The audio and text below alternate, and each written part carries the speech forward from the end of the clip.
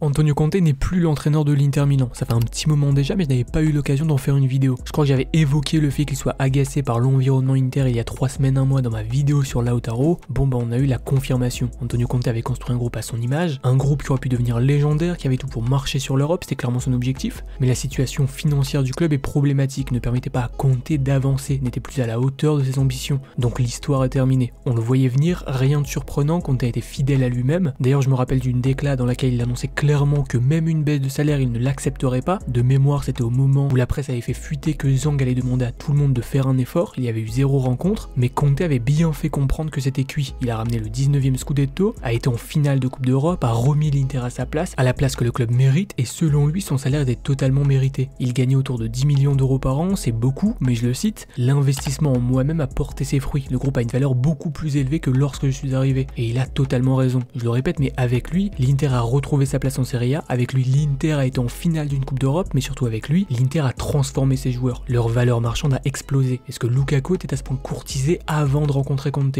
Non. Est-ce que De Vrij était le De Vrij que l'on connaît aujourd'hui avant de rencontrer Conte? Non. Est-ce que Skriniar était aussi fort qu'il l'est actuellement? Non. Est-ce que Barea était un milieu de terrain aussi complet? Non. Et on peut faire ça avec la quasi-totalité de l'effectif. Hakimi a évolué, Eriksen que Conte ne voulait même pas à la base a évolué, Bastoni a évolué, Lautaro a évolué, et tout ça au moment de la déclaration, c'était l'argument principal d'Antonio Conte, son assurance. Tu me payes cher mais je te fais gagner de l'argent donc sois content de me payer cher. Je trouvais cette décla intéressante parce que dans une période où tout le monde parle d'une baisse des salaires, lui te rappelle que si tu veux parler argent, on va le faire, et derrière il tient le regard. C'est magnifique. D'ailleurs on pourrait se demander s'il a apprécié que la presse soit plus au courant que lui de la situation financière de l'Inter. Au moment où la presse parle d'une baisse des salaires, Zhang n'a rien dit à Conte. Au moment où moi-même je parle du sacrifice obligatoire d'un gros joueur, Zhang n'a rien dit à Conte. Conte a observé ce qui se passait, il était concerné, mais moins bien informé que la presse sur son propre club. On ne va pas refaire l'histoire, ce serait très inutile, mais je reste persuadé qu'avec un peu plus de communication, Conte serait encore l'entraîneur de l'Inter. Avec un autre entraîneur que lui à la tête de l'Inter, la suite de l'histoire sera peut-être moins glorieuse, sera sûrement moins glorieuse, mais ça rendra l'épisode Conte encore plus beau. Ce sera peut-être un modèle sur lequel certains s'appuieront. Ce modèle aura le mérite d'avoir existé. Conte aura le mérite d'en avoir été le créateur. Et moi j'aurai le mérite d'avoir annoncé 3 semaines avant la rupture qu'il y avait danger. Même si je vous le rappelle, personne ne soucie de la vérité si le mensonge est plus divertissant. C'est une leçon qu'il faut retenir. Bon, maintenant on peut parler des départs, il va y en avoir. Pareil, des gens ont douté quand je l'annonçais il y a 3 semaines. Bah là c'est plus que confirmé. L'Inter doit vendre. L'Inter a contracté un prêt, mais ce prêt servira à payer les salaires, servira pour les dépenses courantes, pour pouvoir assumer ce que le club a à payer cette saison, les dépenses que le club ne peut pas esquiver. À côté de ça, l'Inter doit encaisser. Apparemment l'objectif c'est de récupérer 100 millions d'euros sur le mercato, de réduire la masse salariale de 15 ou 20%, et c'est déjà énorme. Pour ce faire, un gros va devoir partir, c'est quasi inévitable. Certains pensent que 2 ou 3 gros seront sacrifiés, mais je n'y crois absolument pas. Et en plus du gros, les joueurs type Sanchez, Perisic, Vidal, Vecino, Gagliardini, Lazaro, Nainggolan, João Mario, etc. seront forcément sur le marché et sûrement pas retenus en cas d'offre. J'inclus Perisic dans la liste parce que je pense sincèrement qu'il ne sera pas retenu, que l'Inter pourra le remplacer pour pas trop cher, donc il peut partir. Pareil pour Gravillon, il sort d'une saison intéressante, mais Lorient n'a pas levé son option d'achat, donc l'Inter a la possibilité de se faire un billet sur lui. Il a une belle cote, donc le club peut en profiter. D'ailleurs, on peut aussi penser à des joueurs comme Salcedo, Pinamonti, Agoumé ou Esposito, donc des jeunes avec une valeur marchande intéressante que l'Inter pourra sacrifier, ça chauffe vraiment.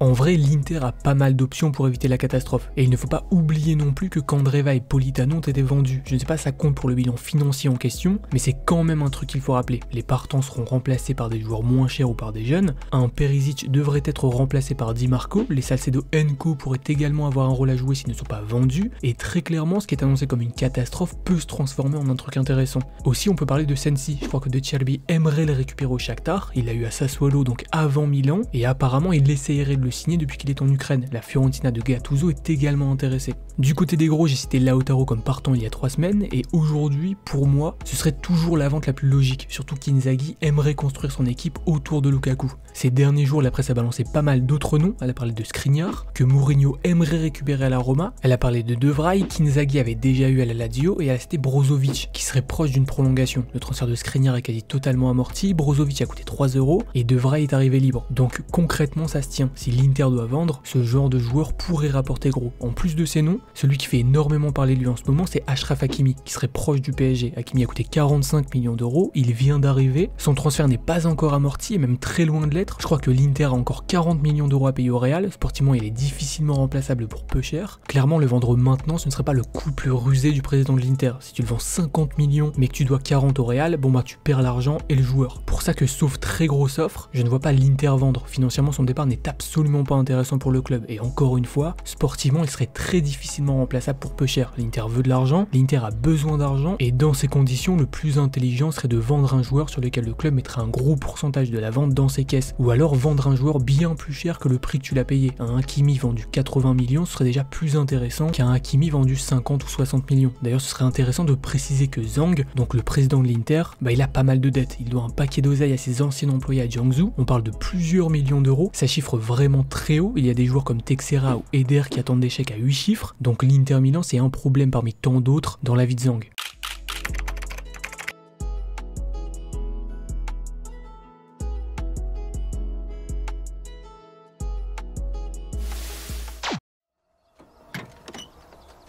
Première règle en politique, petit, ne jamais laisser la vérité gâcher une bonne histoire.